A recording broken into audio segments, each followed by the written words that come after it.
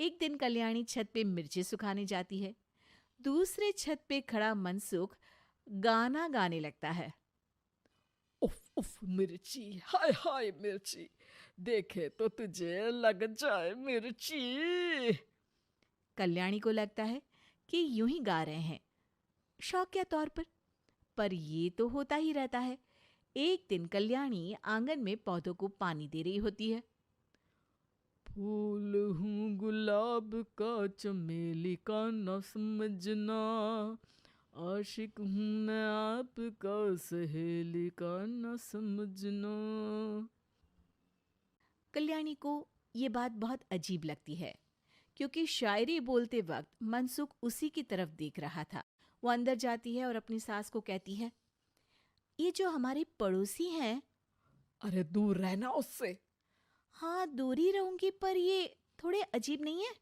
अरे अजीब, आवारा, ठरकी, पता नहीं क्या क्या आदमी है वो। हर लड़की पर नजर डालता है वो। उसकी उम्र की वजह से कोई उसे कहता नहीं। बाकी उसे आसपास रखना भी नहीं चाहिए। अरे पर ऐसे थोड़ी ना चलेगा, एफआईआर करवा देनी चाहिए। हवालात में हवा और लात खाएंगी तो समझ जाएंगे। अरे यही तो दिक्कत है ना समाज की। जिसके साथ दिक्कत होती है उसको भी समाज गुनहगार समझता है। लड़की अगर बोल दे कि फलाने ने मुझे छेड़ा है, तो कुछ लोग तो ये कहने लगते हैं कि लड़की की भी रजामंदी होगी ही। ये तो है, पर कुछ तो करना ही पड़ेगा। नहीं बेटा, कुछ मत कर। जबरदस्ती हम किसी से लड़ेंगे नहीं। हमारा परिवार इज्जतदार परिवार है। कीचड़ में जाएंगे तो हम भी तो गंदे हो जाएंगे ना। लेकिन सासू माँ, कीचड़ में जाए बिना गंदगी कैसे साफ होगी? अरे बेटा, मैं तो यही कहूंगी कि तू नई बहू है। अपना रुतबा बना बाकी औरतों में।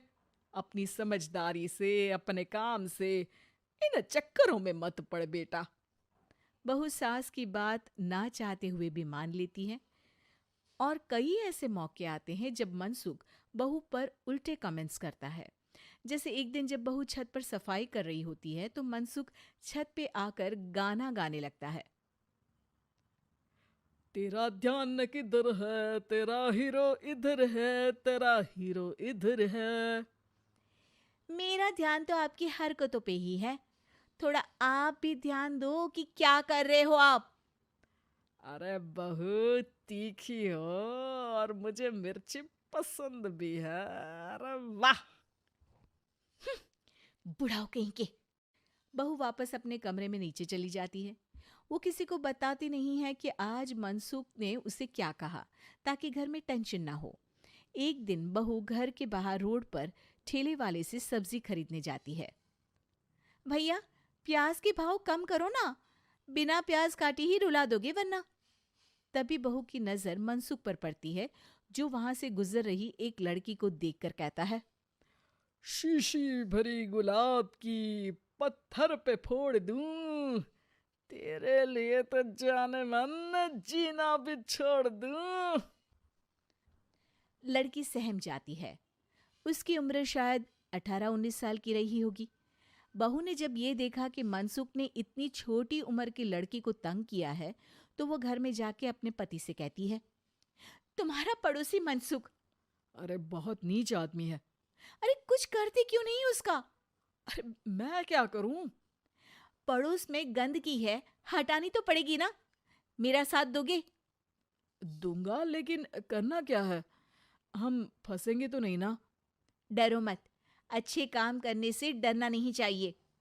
उस दिन कल्याणी अच्छे से तैयार होती है और मनसुख के घर जाती है। अरे वाह, आज तो घर में चांद उतर आया है। आपकी शायरी, आपके गाने मुझे यहाँ खींच लाए। शाम को मेरे पति और सास घर पर नहीं रहेंगे। आप मेरे घर आ सकते हैं चाय पीने। अरे जरूर जरूर। मुझे पता था तुम समझदार हो, पर इतनी जल्द मुझे पसंद करने लगोगी ये नहीं सोचा था। चाय पे इंतजार रहेगा। मनसुख शाम को कल्याणी के घर चला जाता है।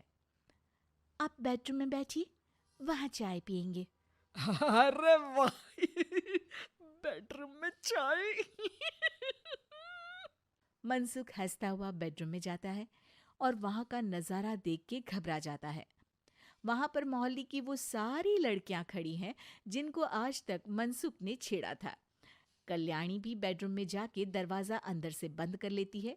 अब बेडरूम से सिर्फ डम डम डिशुम डिशुम की आवाज आती है और बीच बीच में मनसुख की चीखें भी सुनाई देती हैं।